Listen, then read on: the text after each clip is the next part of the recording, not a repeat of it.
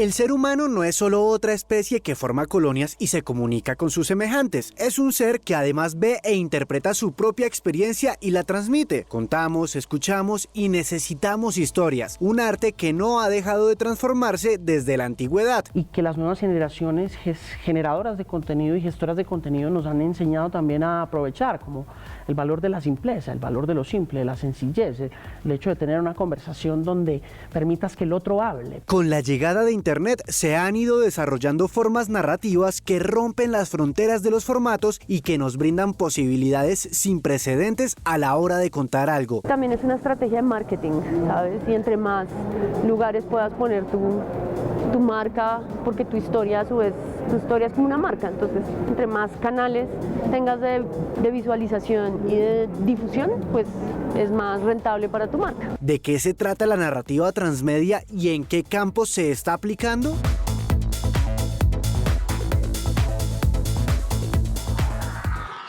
Construir relaciones con los usuarios, crear contenidos desestructurados, trabajar con equipos multidisciplinarios, dudar de lo establecido, arriesgarse. Estos son algunos puntos claves a la hora de adentrarse en el mundo de las narrativas transmedia, el tema del programa de hoy. ¿Cómo se está transformando el arte de contar historias? Mi nombre es Camila Wills. Y yo soy Cristian Briceño. Y juntos les damos la bienvenida a Toma el Control.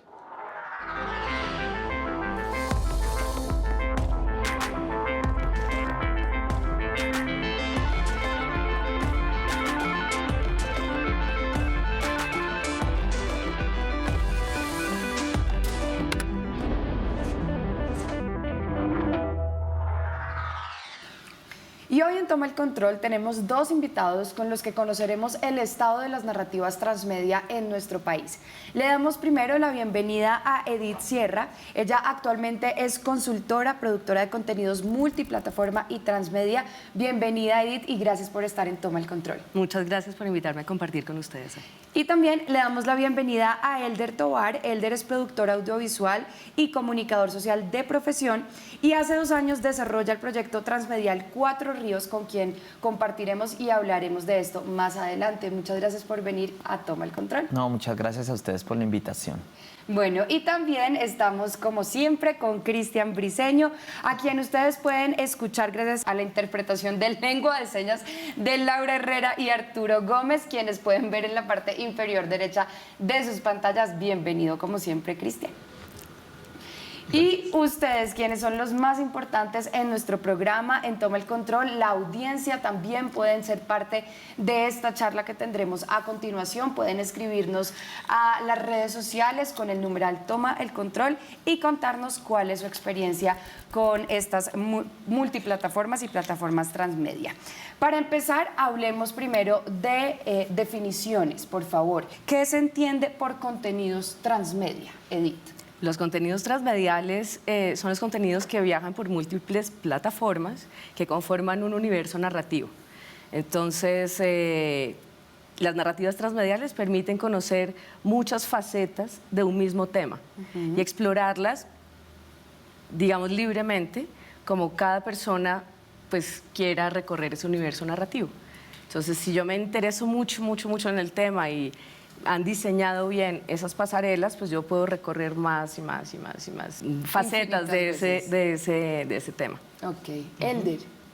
Bueno, principalmente es un término como asociado a lo que dice Edith, ¿no? Los universos narrativos, estas grandes historias que no encuentran como un lugar único para explicarse, sino necesitan muchos más estados de explicación. Entonces tú ves, por ejemplo, una gran película que se cuenta en una película, pero tiene un videojuego, pero además tiene un cómic, pero además tiene una serie de televisión. Aplicación. Una aplicación. Entonces tú puedes entrar por cualquiera de esas puertas, como dice Edith, estas plataformas que se encuentran interconectadas. Entonces el usuario tiene muchas formas de navegar en medio de ese universo y enterarse de todo lo que pasa allí. Y precisamente hablemos como de la historia o de dónde surgen estas plataformas o estas narrativas transmediales que vemos como antecedentes a esto, Elder. Bueno, principalmente la narrativa transmedia tiene un acercamiento académico y teórico desde un investigador llamado Henry Jenkins, ¿no? Él a finales de los 90 empieza a acuñar el término, ¿sí?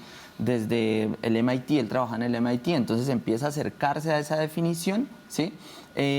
Principalmente observando proyectos como Matrix, ¿no? Como Matrix, como que tenía muchas películas, una película y varios videojuegos y cómics y cosas de estas. Él empieza a acuñar el término. Luego, en el año 2012 aproximadamente, Carlos Scolari le da otra vuelta, como otra mirada. Él es un investigador argentino que trabaja en Barcelona. Entonces, él empieza a involucrar a la audiencia dentro de esta definición de lo transmedia. Entonces ya habla de una participación activa de los usuarios, de las plataformas y de servicios como Internet. Ok, maravilloso. Cristian tiene una pregunta. Sí, quería preguntarte, Edith, sabemos que pues, en este concepto de transmedia hay también muchos otros conceptos asociados. ¿Tú podrías explicarnos algunos de ellos, como por ejemplo la interactividad, la gamificación, la co-creación, la inmersión? Todos estos conceptos que están asociados a la transmedia y pues si de una u otra forma esto también explica el concepto de transmedia en sí mismo. Claro. Digamos que en la sociedad ha habido como una brecha, un cambio entre lo análogo y lo digital, ¿verdad? Antes en la creación de contenidos teníamos un objeto único. Por ejemplo, un cassette. Si tú hacías una playlist, escogías algo, hacías un objeto único que le legabas a una persona. Eso, si tú lo copiabas, iba perdiendo en calidad. Cuando pasamos al mundo digital, la reproductibilidad de las cosas hace que yo pueda tener esa playlist no solamente para una persona, sino para muchas personas. Entonces, bueno, la relación, digamos, con el objeto antiguo que era el cassette, que tú ligabas a una sola persona con esa playlist especial para uno a uno, digamos que en lo digital podemos reproducirlo al infinito sin perder calidad. Entonces eso nos permite generar un compartir mucho más amplio, ¿verdad? Y digamos que los desarrollos tecnológicos lo que nos permite es la facilidad de transmitir muchos mensajes al tiempo. Entonces digamos que ahora tú mandas una playlist, pero mucha gente la puede compartir, mucha gente la puede modificar, mucha gente puede contribuir a partir de una propuesta que tú haces. Entonces ya no nos volvemos en una relación uno a uno, sino uno a muchos. Okay. Y los nuevos medios lo que nos permiten justamente es generar esas narrativas de co-creación. Entonces yo te digo, oye, me encantaría aprender el lenguaje de signos, no tengo idea. Entonces yo te empiezo a preguntar cosas, tenemos un intérprete que nos puede hacer un puente, por medio de ese intérprete podemos integrar más preguntas de más personas y yo le pongo una red social y empezamos a hacer una creación colectiva alrededor del lenguaje de signos y nos vamos yendo tal vez por temas específicos que nos van interesando. Entonces es como un lenguaje enriquecido, digamos, todo este medio transmedial. Que no solamente nos permite comunicar uno a uno, sino uno a muchos, permitiendo la contribución de varios para generar un conocimiento colectivo mucho más rico y mucho más variado. Elder, ¿usted nos puede como contar precisamente qué conceptos también son básicos para entender este concepto transmedia, como para ampliar un poco lo que dice Edith? Bueno, para entender cómo... Cuando uno se refiere a narrativas transmedia, hay como unos términos que son bases, ¿no? El principal es como un universo narrativo. ¿Qué significa eso? Los mundos narrativos. Entonces, cuando hablamos de mundos narrativos, hablamos de relatos, de historias, ¿no? Entonces, hablamos de espacio, ¿sí? Hablamos de personajes y hablamos de tiempo, ¿sí? Tú lo puedes encontrar en cualquier historia, ¿no? El Señor de los Anillos, entonces hablas de la Tierra Media, hablas de unos personajes, entonces están todos estos personajes del Señor de los Anillos y hablas del tiempo, lo que sucede en esas relaciones. Es una explicación como muy simplificada, pero eso es un universo narrativo. Y también hablaríamos de plataformas. Entonces, cuando hablamos de plataformas es a lo que se refiere Edith y es los muchos medios que están interconectados. Entonces, cuando tú dices que un relato fluye a través de plataformas, a lo que te estás refiriendo es que ese universo narrativo se expande a través de esas plataformas que están interconectadas. De alguna u otra forma, tú puedes ver el relato desde muchos ojos y puedes hacer parte de él, ¿no? Que es lo que nos permite hacer ahora la tecnología, poder habitar esos relatos, sentirnos parte de él transformarlos. Entonces vemos memes, vemos camisetas, vemos dibujos, vemos fan art.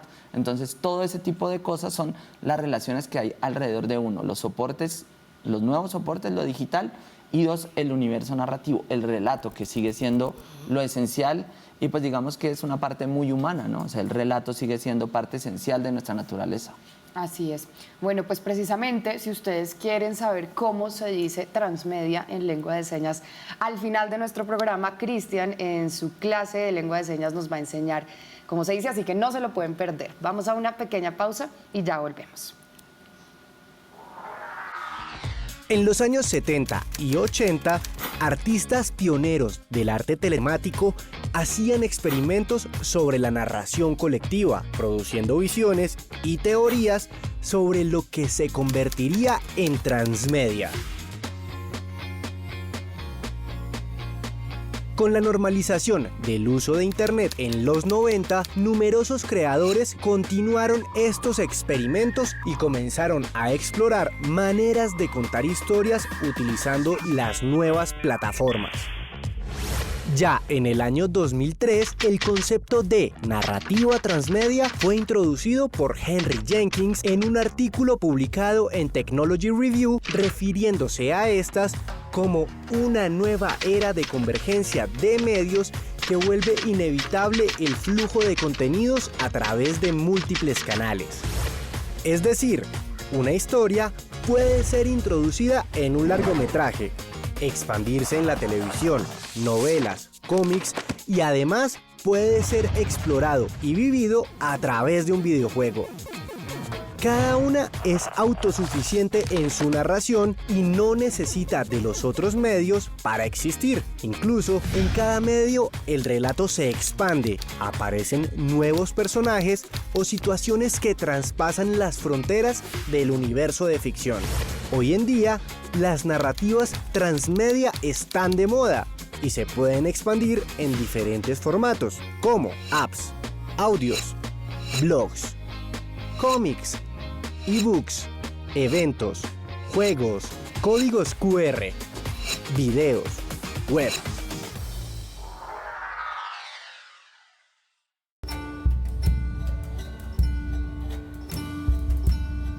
Mi nombre es Catalina Holguín y soy la directora editorial de la plataforma de libros digitales Make Make.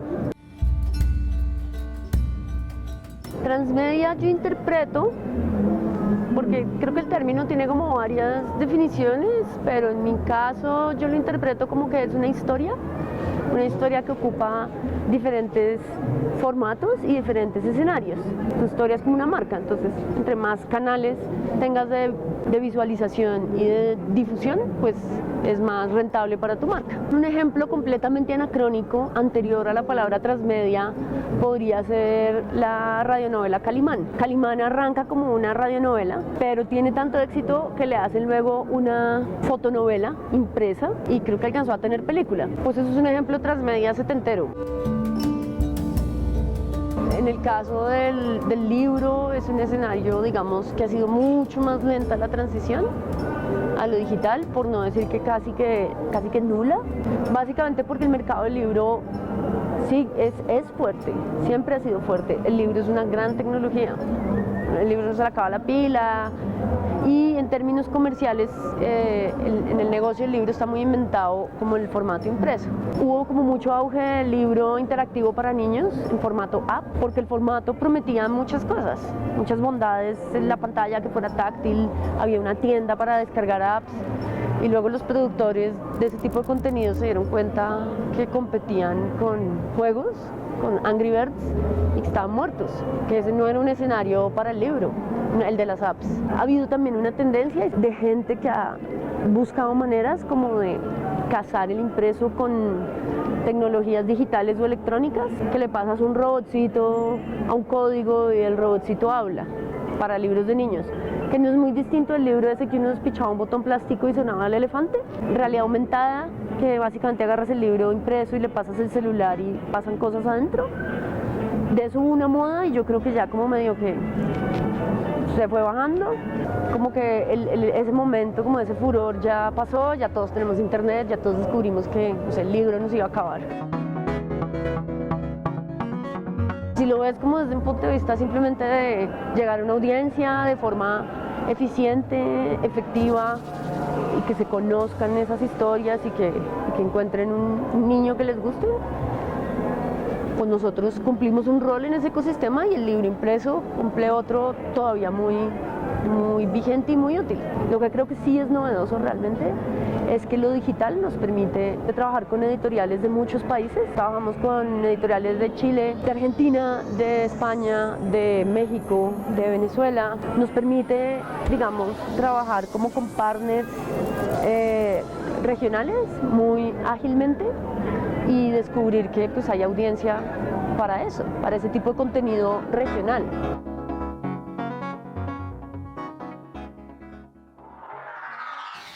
Y continuamos en Toma el Control hablando de las narrativas transmediales y queremos hablar ahora de los diferentes campos en donde se puede ver esta narrativa y hablemos, Edith, precisamente de esto, fuera de la comunicación, que es el campo de donde usted viene, en donde usted se mueve, en qué otros campos, perdón, y en qué otros oficios podemos ver estas narrativas. En la educación. Ahora, digamos, está muy de moda poder acceder a un contenido múltiple por medio de los MOOCs, por ejemplo. Entonces, las universidades están aplicando nuevas maneras de aprender. Y digamos que la sociedad actual también nos permite ir a buscar información en muchas más plataformas. Internet es un océano de información que nos permite ir profundizando en un interés propio, ¿verdad? Y en la resolución de problemas cotidianos. Desde el inicio de los tiempos, cuando tú ves las pinturas rupestres, la gente se empieza a transmitir la información de cómo sobrevivir. Lo mismo hace YouTube hoy diciéndote cómo arreglar tu carro, cómo limpiar tu ropa, cómo solucionar algo práctico de la vida cotidiana. Entonces, digamos que hemos ido sofisticando nuestros relatos por medio de dispositivos y plataformas y digamos que en la educación, sobre todo, y en la convivencia social, digo yo, que las narrativas transmediales han aportado bastante a la participación ciudadana. Yo creo que en la política también las narrativas transmediales tienen un rol muy importante y en la solución de problemas cotidianos de nuestros días. Y yo quiero hacerle esa pregunta precisamente a Elde, y es: ¿usted cree precisamente que las narrativas transmediales sugieren o quieren transformar eso que conocemos como campos u oficios? Bueno, esa es una pregunta amplia, pero digamos que lo que yo creo que... Podemos ampliarnos, no se preocupe, tranquilo. Lo que creo que significa es que las narrativas transmedia trabajan con algo que es muy humano, y es el relato, ¿sí? Los relatos hacen parte esencial de nuestra naturaleza humana, ¿sí? Y como dice Edith, lo que sucede es que el relato se vuelve sofisticado, es decir, empieza a transitar un montón de medios y tecnologías que son muy recientes, ¿no?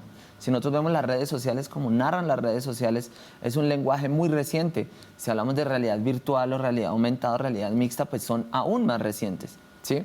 Entonces, lo que creo que viene a ser esta definición, porque no es nada más que una definición, es empezar a proponer unos marcos, ¿sí?, de actuación donde la academia mira, donde las industrias miran, donde la política mira, donde la gente mira, ¿sí?, y nos dice, bueno, ¿qué podemos hacer para que estos relatos puedan contarse en esos otros medios? ¿Sí? Seguramente hay gente que le gusta más ir a cine, entonces puede sentarse en una sala y ver cine, pero hay otros que les va a gustar más experimentar en primera persona, entonces pueden ponerse unas gafas de realidad virtual y verlo allí, ¿sí?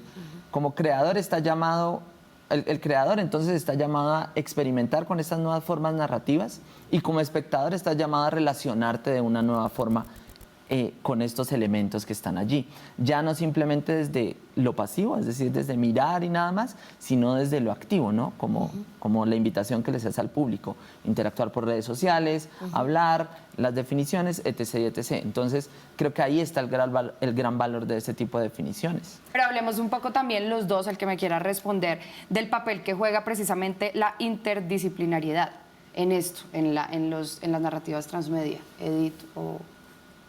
Bueno, cualquiera. pues no sé.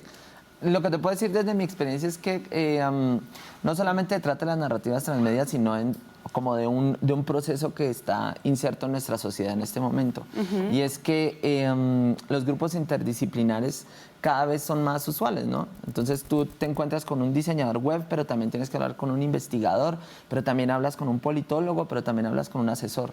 Entonces, simplemente lo que está pasando es que toda esta mixtura de trabajos y disciplinas están generando una convergencia en unos oficios que hace 10 años no existían. No existían. ¿Sí?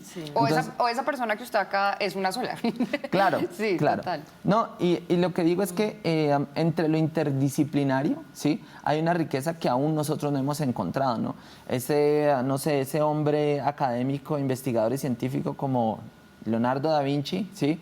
Que luego a partir del desarrollo de las academias y las disciplinas se separa, ahora está volviendo a juntarse, ¿no? En un montón de cabezas que sirven como de músculo creativo y de generador de ideas.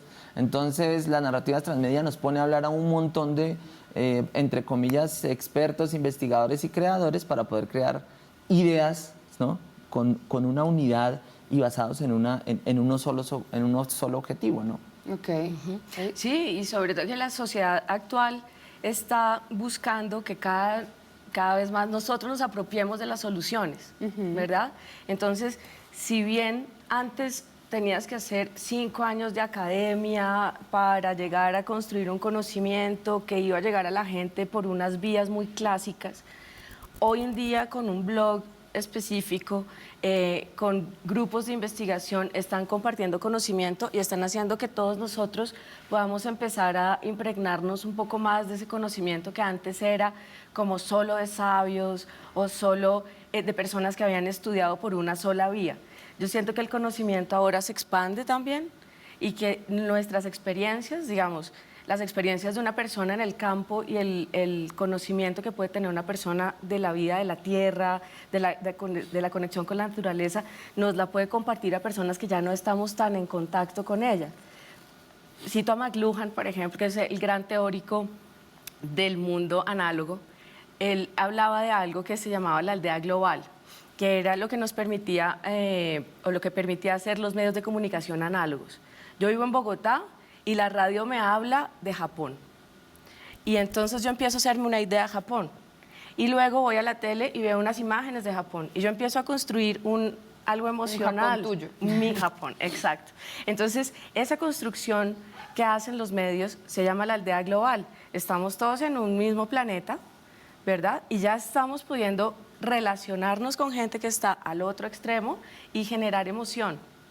Con la interactividad ya podemos hasta comunicar con la gente de Japón, ¿sí? Y yo me puedo imaginar ya una experiencia y vivir una experiencia con Japón. Exacto. Pero entonces fíjate que la experiencia de tenernos juntos, de poder compartir hoy, ¿verdad? De verte a los ojos, de tener la experiencia de tenerte cerca a mí, es distinta. Total. ¿Ves? Entonces, todavía lo humano, el contacto humano es muy importante, Siempre. es vital.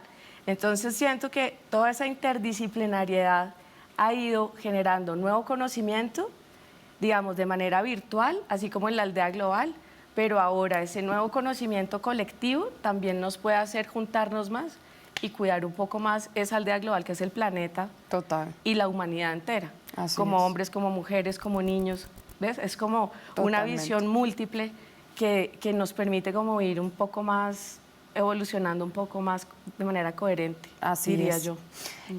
Elder, tenemos en el imaginario que a mayor formatos, entre más formatos tengamos en el mundo digital, llegamos a mayor número de personas. ¿Cómo se maneja esto? ¿Cómo se ve esto en un país como Colombia, teniendo en cuenta nuestra conectividad? ¿Es así o no es así? Bueno, yo principalmente creo que eso es como un mito, ¿no? Es el mito fundador del que hace más, llega a más personas. Creo que ignoramos algo y es que no tenemos conciencia primero como de lo costoso que es producir algunos medios, ¿no? O sea, no es lo mismo hacer un cómic en tu casa, ¿sí? Que hacer un aplicativo de realidad virtual para 500 personas en un hangar, ¿sí? Segundo, no conocemos a nuestros usuarios, entonces partimos desde una suposición y eso quiere decir que tal vez creemos que a todos les gusta lo interactivo y que a todos les gusta lo inmersivo y que todos en su casa tienen, no sé, aplicativos, no sé. La gente hace aplicaciones, pero en realidad, ¿cuántos aplicativos bajas nuevos para tu celular? Muy pocos. Hay estudios que dicen que las personas bajan unos aplicativos básicos y luego no vuelven a bajar cosas. Entonces, ¿qué tipo de usuarios tenemos? ¿Sí? Y al respecto de la conectividad, creo que evidentemente Internet es como un gran frente de cambio de comunicación, ¿sí? Y nos provee tantas herramientas gratuitas que podemos utilizar para difundir mensajes, ¿sí? O planos de sofisticación enormes, ¿no? Donde puedes hacer cosas mucho más profundas, ¿no? Estilo Google, ¿sí? Entonces, creo que hay un mito elaborado sobre hacer 50 plataformas para llegar a más lugares, ¿no? Yo soy de la filosofía, pero es una filosofía personal de hacer menos, más enfocado, que más disperso. Total. ¿Sí? Eso creo yo Menos desde es mi más. experiencia.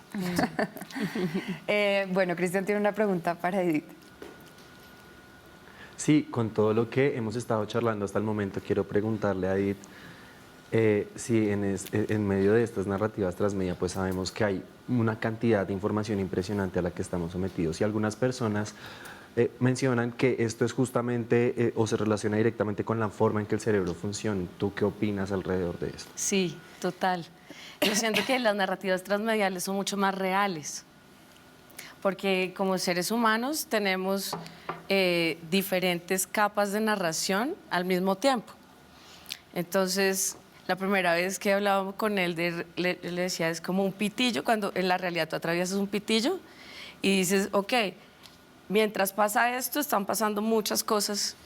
Mientras estamos aquí reunidos, están pasando en mi vida muchas cosas, ¿sí? Que yo no estoy aquí viviendo, pero entonces, digamos que si tú lanzas como la narrativa transmedial de Edith, en mi mente están mis papás, está mi mamá, está mi trabajo, están mis amigos. A tu celular están llegando cosas. Están llegando, exacto. Entonces, ¿ves? Yo soy como un nodo de información que si tú me expandes, pues vas a conocer muchos fragmentos de mi vida, ¿cierto? Y hay una vida pública, una vida privada, una vida íntima. Entonces, la narrativa transmedia te permite como conocer todo el diseño de una persona, de cómo funciona el cerebro. También es como que podemos ser multitasking, tenemos dualidad, tenemos un montón de complejidad en nuestra manera de percibir, que no solamente somos cuerpo, sino mente, energía, sensación, memoria. Entonces, claro, el cerebro es súper complejo y las narrativas transmedia nos permiten contar esa complejidad humana. Yo creo que sí, nos acercamos más. Cristian, ¿quería decir algo más? Sí, es que ese tema me interesa muchísimo y quiero relacionarlo con o pensar en cuáles serían las consecuencias entonces a largo o mediano plazo cerebralmente hablando. ¿Adquiriremos nuevas habilidades? ¿Cómo nos relacionaremos con eso? Sí, yo creo que nos estamos abriendo a una nueva manera de percibirnos a nosotros mismos y estamos siendo cada vez más conscientes de la complejidad que podemos abarcar.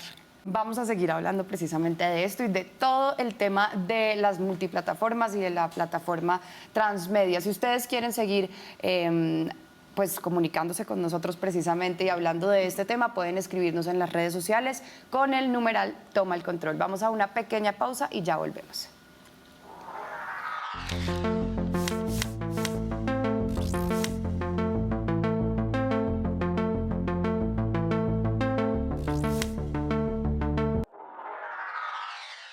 En Canal 13 tenemos claro que para hablarle a nuestras audiencias es necesario estar a la vanguardia de las posibilidades narrativas que ofrecen las nuevas tecnologías. Un ejemplo exitoso de esto es el podcast, una arriesgada apuesta a un formato de entrevistas que no solo se transmite por nuestra pantalla, sino que tiene entregas digitales simultáneas en diferentes plataformas. Veamos cómo funciona este exitoso formato del canal.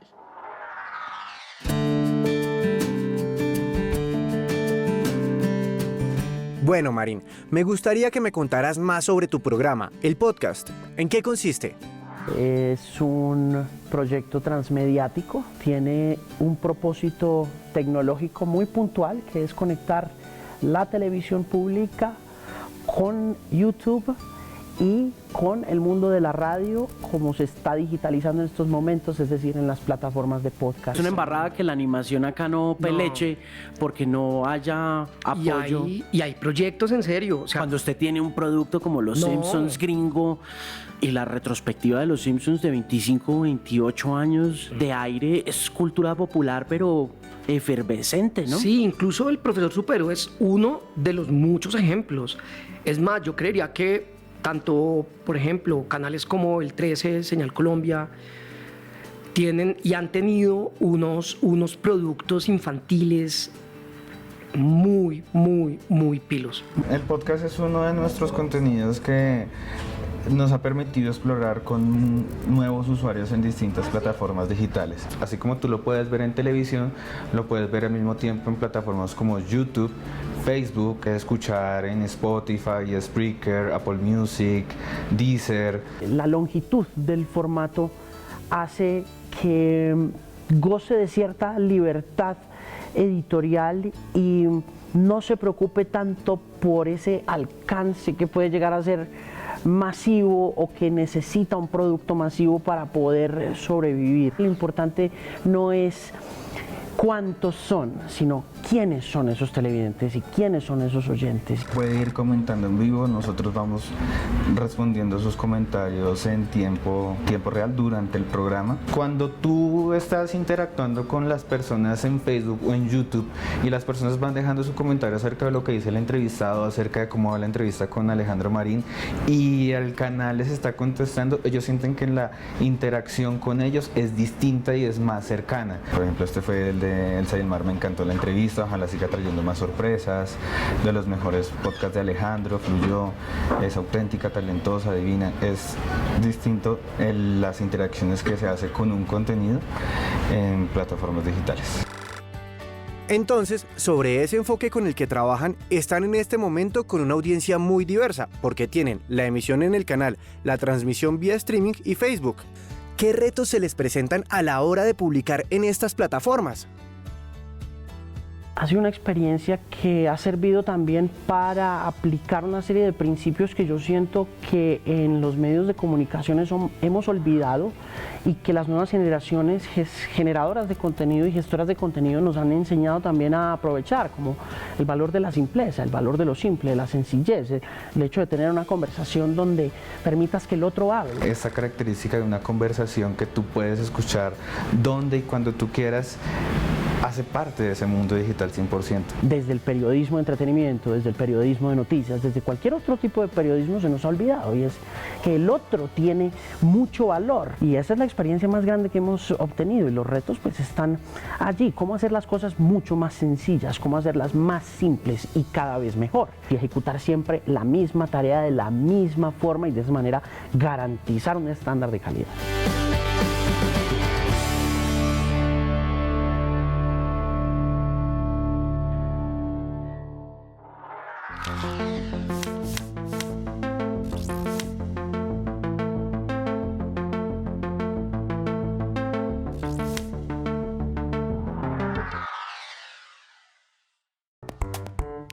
Campus Party, más que un evento, se define como un festival de innovación, creatividad y entretenimiento digital. Tuvimos 4 días con sus 24 horas trabajando, donde vienen todos los apasionados de la tecnología, llaman los programadores, diseñadores, gamers, geeks, y nuestro rango de edad este año estuvo entre los 18 y los 43 años. Bueno, que es un campusero, es una persona que ama la tecnología, que es curiosa, que quiere definir y cambiar las cosas que usa día a día, explorar tecnologías y cree que la tecnología es su primera herramienta. Hay mucho empresario hoy en día que fue campusero y quiso volver a vivir la experiencia de Campus Party. Armaron parche en las redes sociales, se reencontraron los campuseros de vieja data, de hace 10 años, y estos campuseros legendarios lo que hicieron fue contagiar a las nuevas generaciones para que vinieran al Campus Party y lo vivieran. Bueno, mi primer Campus Party fue en el 2012 aquí en Corferias. Ese año Campus Party se fue de Bogotá y hasta este año vuelve. Yo no perseguía Campus Party en las otras ciudades del país, entonces pues estoy muy alegre de estar acá de nuevo. Este es un evento que se hace en 14 países del mundo, en los 5 continentes, y el formato es que tenemos un grupo de conferencistas muy importantes para completar 240 horas de contenidos, acompañados de diferentes actividades que hemos llamado workshop, que es parte del ADN de Campus Party, que nosotros creemos que aprender haciendo es más fácil. Soy líder con otras 6 mujeres del escenario de programación que está totalmente enfocado en mujeres. Entonces este escenario se llama Women Community Fest, es un festival en donde muchas comunidades de mujeres en programación nos unimos para traer charlas muy poderosas. Si nosotros tenemos equidad, podemos tener una mejor perspectiva, mucho más amplia y más rica para tener un impacto mayor. Entonces, mientras más estemos, más capacidades tenemos nosotras de lograr oportunidades para otras.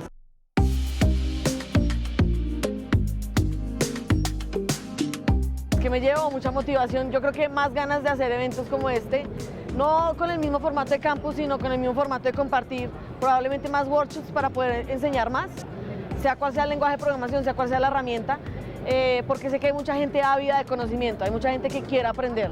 Entonces creo que es lo más importante que me llevo de campus este año. Es un evento que necesita el país, un evento que registran muy bien los jóvenes, mucho talento en todas las áreas, en desarrollo de software, porque aquí tuvimos los que duraron los 4 días echando código todo el tiempo, pero también tuvimos los que desarrollaron juegos. Recordemos que la industria de los videojuegos es una industria creciente en el país y el talento nacional es de exportación. Hay muchos videojuegos que se han exportado y creemos que fue una forma atractiva de llegarle con la tecnología al ciudadano del común y enseñarle que se llevara una experiencia de que la tecnología le sirve para su diario vivir.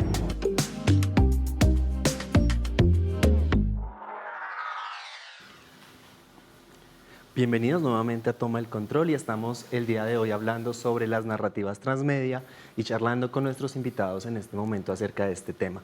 Y quiero hacerle una pregunta a los dos y es con respecto a lo que venimos hablando de las narrativas transmedia, pues es un tema muy interesante, pero a ustedes particularmente, ¿por qué les interesó el tema o qué los motivó a meterse en este mundo?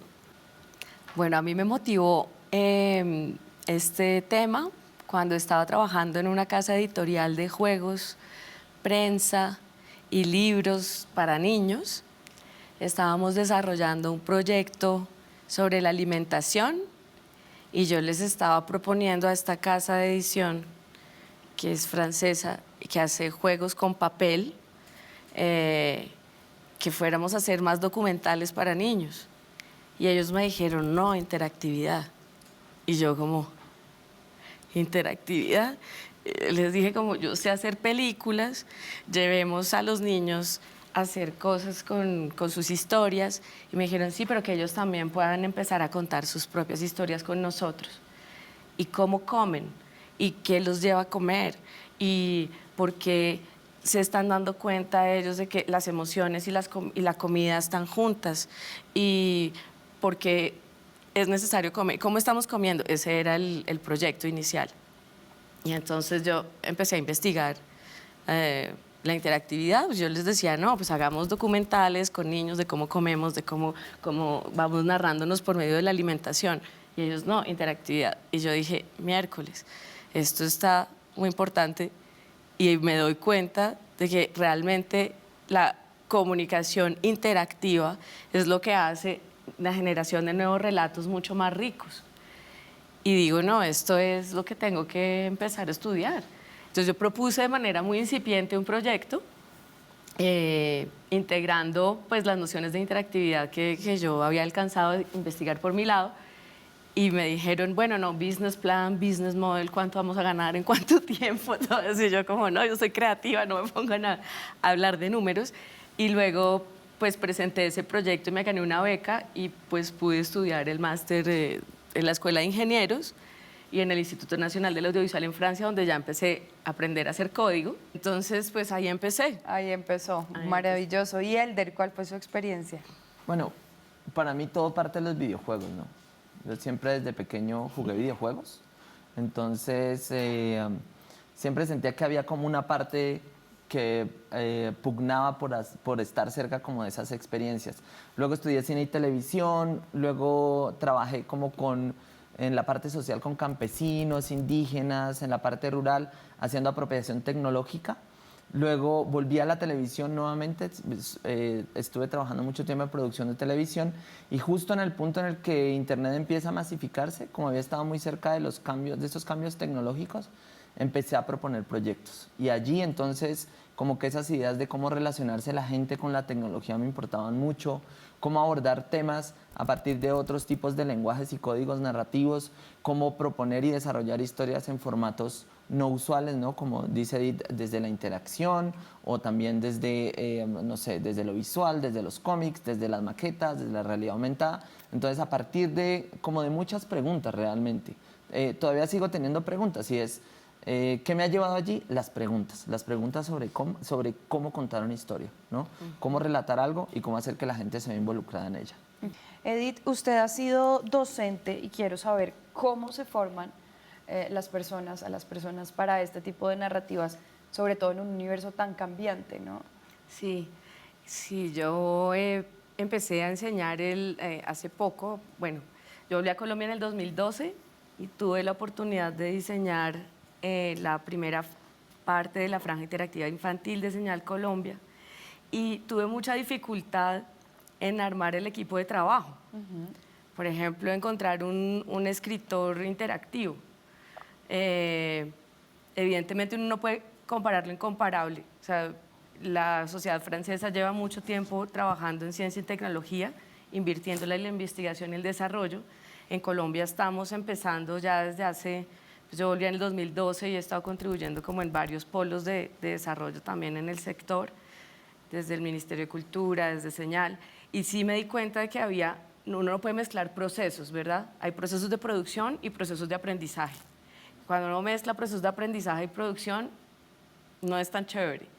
Y ahí empecé yo a decir, no, digamos que yo he venido trabajando desde el 2009 en narrativas interactivas, trabajé en publicidad en Francia y en televisión pública en Francia también, generando relatos multiplataforma, realmente tejiendo, pasar de la televisión a la web, de la web a eventos, de eventos a un nuevo medio, también pueden ser las redes sociales, y digamos que empecé a enseñar en Señal Colombia a mi equipo, al equipo de trabajo con el que yo empecé, a los productores de televisión, a decirles tranquilos, no van a perder el trabajo porque Internet existe, al contrario, la televisión en Colombia es un medio muy importante porque no todo el mundo tiene Internet, ¿verdad? No todo el mundo accede a la interactividad, la radio y la televisión en Colombia son muy importantes.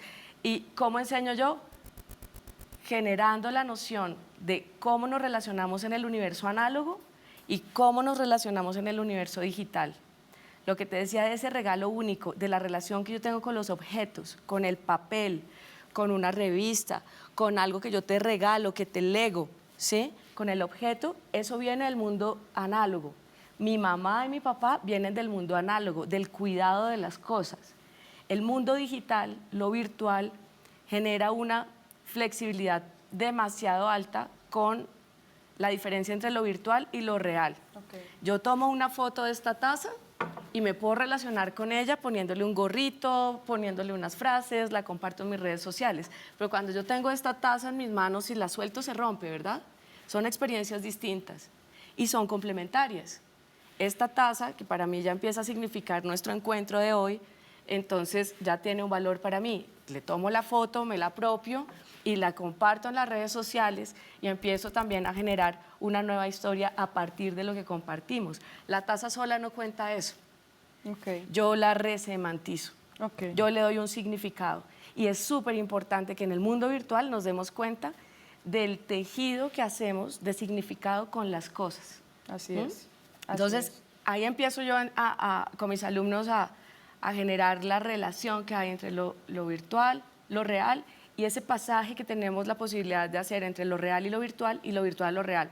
Ahí podemos diseñar procesos políticos, procesos de comunicación, procesos de aprendizaje, diseños nuevos, en fin, todo lo que se nos ocurra. Cristian tiene una pregunta para Elder. Interesante lo que nos estás contando, esa experiencia está muy interesante. Y quiero preguntarte, Elder, pues sabemos que las narrativas transmedia tienen una cantidad de oportunidades y entre esas pues también está incluido los negocios.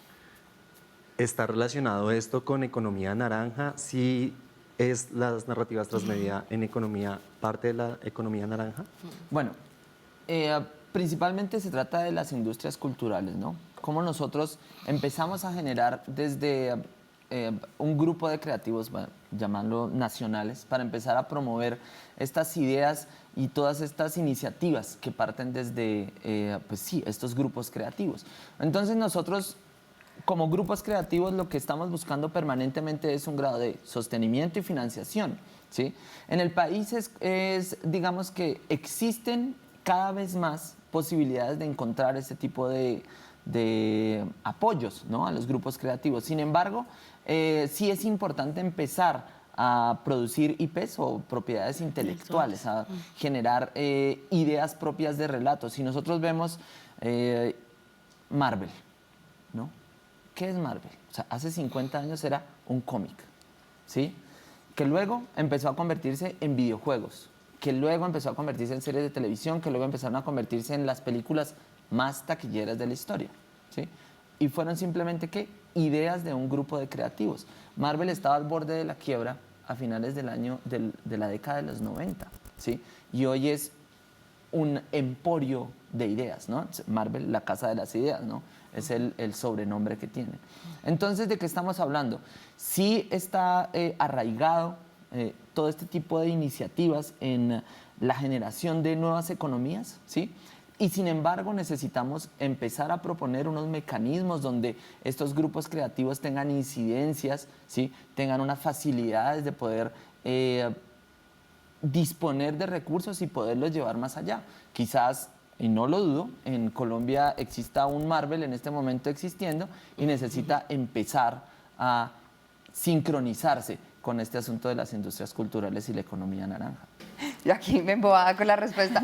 Muchísimas gracias. Vamos a una pausa. Ustedes no se muevan. Ya saben que al final del programa, en unos minutos, Cristian nos va a enseñar en lengua de señas a decir transmedia. Ya volvemos.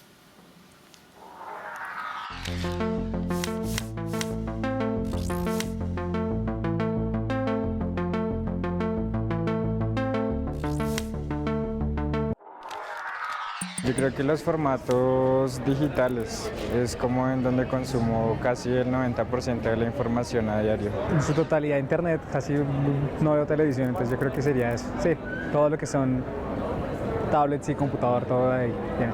La secuencia que lleva como ciertos contenidos que hay como en los medios. Yo creo que por lo menos unas 4 horas del día uno le dedica a ese contenido. Casi lo que son la mayoría de redes sociales, pues siempre tienen mucho que ver en que de página en página vas averiguando varias cosas. Normalmente son páginas más que todo como de ilustradores, pues en mi caso más que todo. Toda la información que viene de, no sé, de la televisión o de algún lado que hace que nosotros nos pongamos como a investigar más allá en el medio, ¿sí? Online, ¿sí?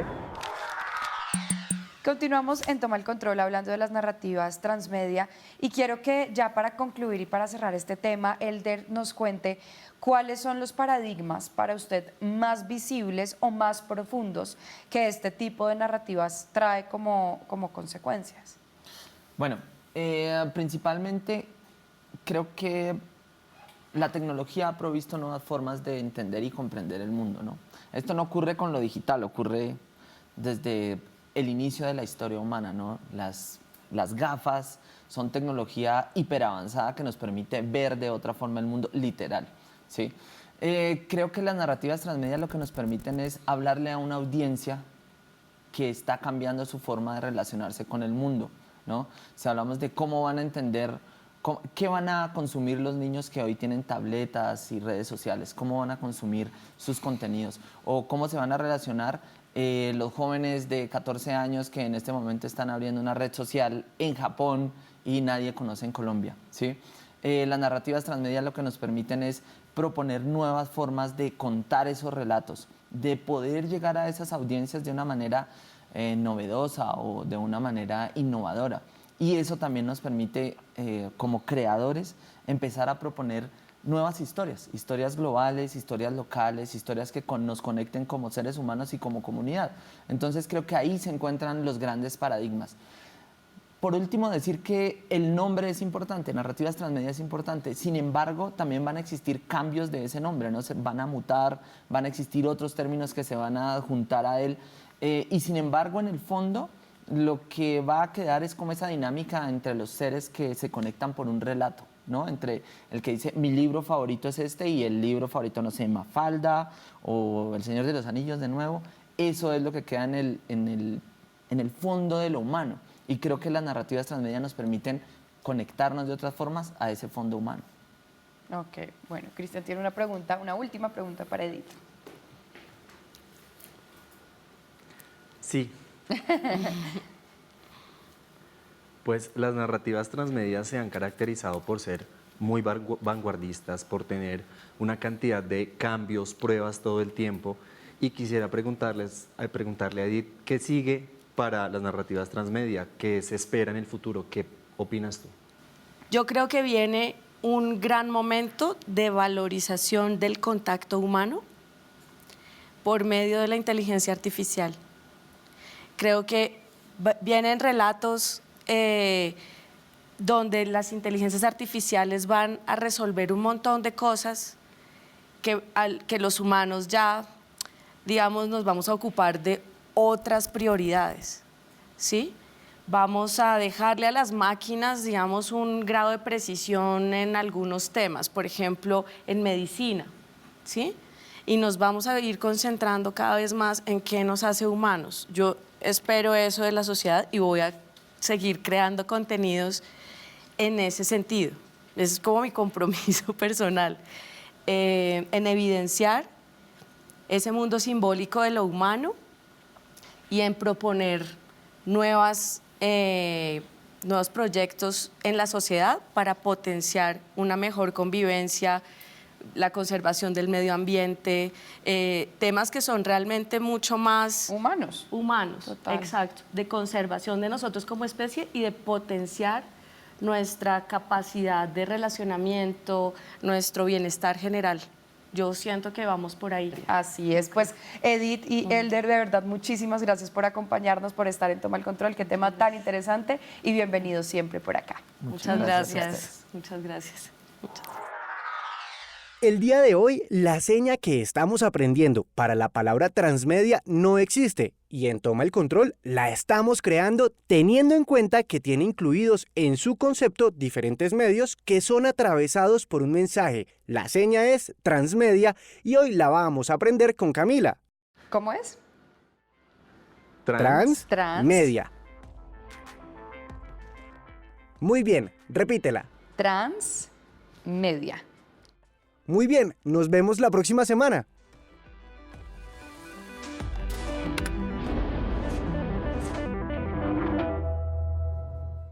Este programa fue financiado a través de los recursos del Fondo para el Desarrollo de la Televisión y los Contenidos de la Autoridad Nacional de Televisión.